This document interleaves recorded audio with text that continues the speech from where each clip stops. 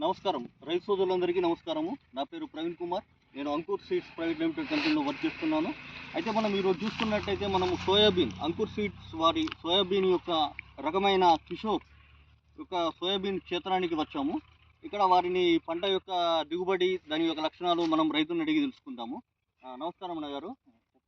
చెప్పండి, మీ పేరేంటి? ఐనార్ Nagaraju, Renjarla, ముక్కాల్ mandal, district Nizam. Okay. మీరు ఇందులో ఏ రకం పెట్టారు? అంకూరు కిషోర్ అనే రకము తీసుకున్నాం. ఇది బాగానే వెళ్ళింది. ఈ 14 కిలోలకి 12 చిల్లర దాకా వెళ్ళింది. 12 కుంటాల చిల్లర. 12 కుంటాల చిల్లర. ఓకే. అంటే దిగుబడి మంచిగానే వచ్చింది.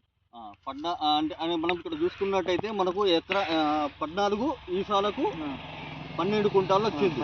12 కుంటాల దిగుబడి తీశారు.